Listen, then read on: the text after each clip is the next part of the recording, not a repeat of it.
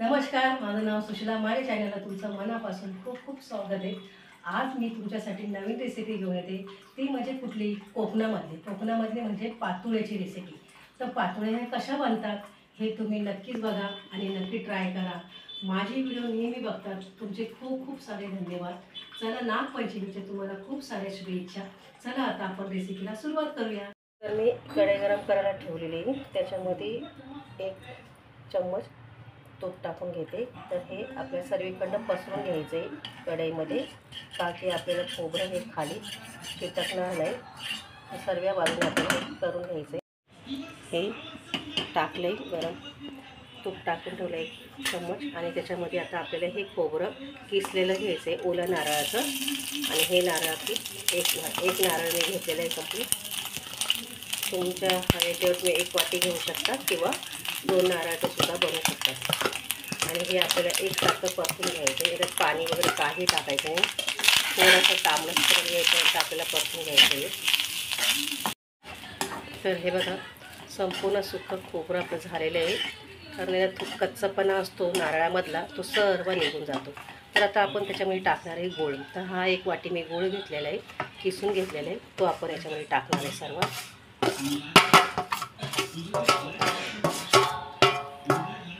हे संपूर्ण आता वितळेपर्यंत हा सुकून घ्यायचा आहे.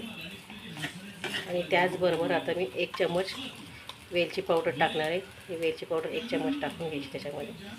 आणि एकसारखं आता आपल्याला हलवून घ्यायचं आहे.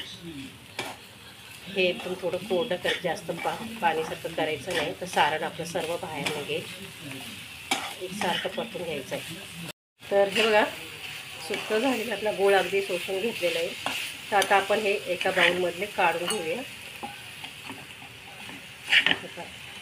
सर्व काढून घेऊया. त्यामध्ये जरासुद्धा थोडासा पाणी नाही राहिलेलं आहे. कढई स्वच्छ धुवून घेतलेली, त्याच्यामध्ये टाकणार आहे 1 चम्मच. परत आता आपल्याला तूप टाकून घ्यायचं आहे. तूप चांगल्यापैकी विरघळून द्यायचं आहे. ते हे पहा, गरम करायला ठेवलेलं आहे तूप.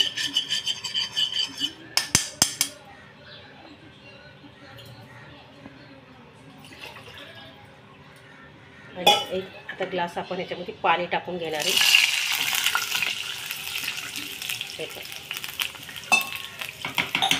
त्याच पाण्याबरोबर आता आपण थोडंसं चवीचं मीठ टाकून घ्यायचं आहे.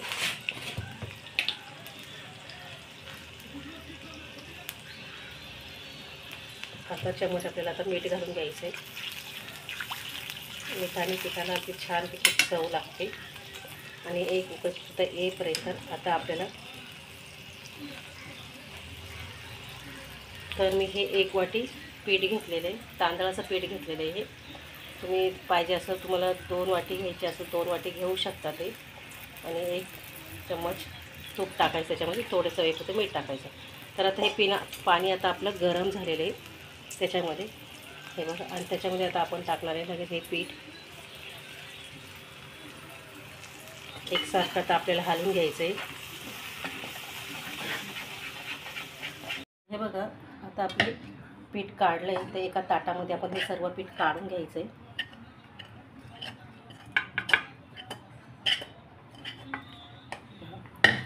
आणि त्यावरती फक्त आपल्या हाताला आपलं तेल लावून घ्यायचं आहे आणि सगळीकडे टाकून आणि एकदा मळून घ्यायचं आहे. गरम गरम असताना छानपैकी आपलं मळून झालेलं पीठ बघा,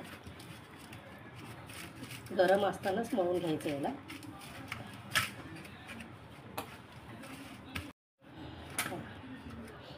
तर हे बघा, एकदम नरम आणि व्यवस्थित छानपैकी आपलं हे पीठ झालेलं आहे. हे 2 मिनटासाठी असंच ठेवायचं आता आपल्याला झाकण लावून. आणि मग 10 मिनिटांनी आपल्याला गोळे करून तयार करून आपल्याला करंजी बनवून घ्यायची. तर हे बघा, मी पिठाचा गोळा करून तयार झालेला आहे.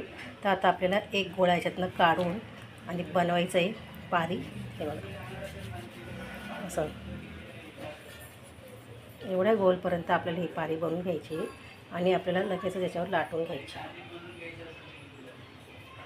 हे बघा, हा एक मी प्लॅस्टिक पेपर घेतलेला आहे. त्याच्यावर आपल्याला तेल लावून घ्यायचं आहे आणि त्याच्यावर आपल्याला हे लाटून घ्यायचे. त्याच्यावर सुद्धा आपल्याला तेल लावून घ्यायचं आहे. हे बघा, तुम्हाला हाताने असं थापून घ्यायचं असेल तसं पण करू शकतात.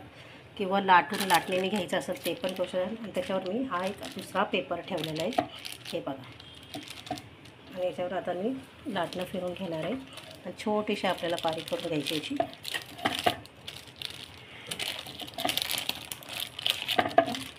फक्त कागद आपल्याला फिरवायचा आहे, बाकी काही नाही. तर हे बघा इतकी मोठी आपल्याला लाटायची, जास्त पातळ पण नाही आणि जास्त जाड पण नाही.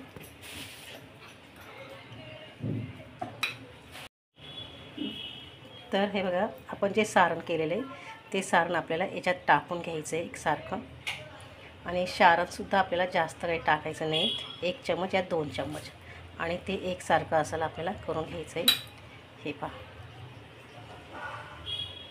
आणि हे त्याच्यावर लावून घ्यायचे. आणि तुम्ही पाण्याने किंवा तेलाने असं हा लावून घ्यायचं आहे बोट, म्हणजे ते दाबली पाहिजे, सारण आपल्याला बाहेर आलं नाही पाहिजे, हे पहा. आणि तुम्ही जे करंजाचे साच्याचे चमचा आहे तो मात्र त्याने घ्यायचा नाही, आपल्याला सुरीचा उपयोग करायचा आहे. तर सुरीने आपल्याला याचा आकार द्यायचा आहे, हे बघा. आणि हे पीठ साईडचं आपल्याला काढायचं आहे, हे पहा. चमच्याने तुम्ही केलं तर तुमचे हे सारण सर्व बाहेर येईल, म्हणून चमच्याच्या साह्याने नाही घ्यायचं आहे, आपल्याला सुरीच्या साह्याने साईडचं पीठ आपल्याला काढून घ्यायचं आहे, हे बघा. तर याची अशी व्यवस्थित होऊन जाते करंजी. आणि बघा, आणि एकसारखे आपल्याला असे फुटणार नाही वगैरे काही नाही, अलगद आपल्याला घ्यायचं आहे, बघा. आणि आता आपण करणार आहे केळीच्या पानामध्ये टाकणार आहे. तुम्ही तशी केली तरी चालेल, किंवा आपल्याला हे केळीचं पान लावायचं, त्याला तेल लावून घ्यायचं आहे मात्र, हे पहा. आणि हे त्याच्यामध्ये आपल्याला ठेवून घ्यायची आहे. तर हे बघा आता आपण याला असं एकसारखं करून घ्यायचं आहे. आणि हे बघा मी कढई ठेवलेली, कढईवर आपल्याला एक चाळण ठेवायची, त्याच्यामध्ये एक मी डिश ठेवलेली आहे आणि याच्यावर ही चाळण ठेवायची आपल्याला. त्याचप्रमाणे आता आपल्याला ह्या अशा ठेवून घ्यायच्या आता. तर हे बघा एक टाकलेली इमेच्यामध्ये, तर ही आपण दुसरी पण तशीच लावून घेऊया आणि त्याचप्रमाणे ही सुद्धा टाकून घेऊया. आता आपल्याला एक 15 ते 20 मिनटं आपल्याला ह्याच्यात शिजून घ्यायची आहे आणि त्याच्यावर ताट मात्र झाकून ठेवायचं आहे, हे बघा. मग आपले हे वाफून घ्यायचे आपल्याला सारण. आपल्याला हे 15 ते 20 मिनटं झालेले आहे. आता आपण याचं ताट काढून घेऊया. वाव, मस्त झाले बघा. पानं आहे, केळीच्या पानांचा कलरसुद्धा व्यवस्थित पातळ असं झालेलं आहे, हे बघा. किती सुंदर झालेली बघा वडी, हे बघा.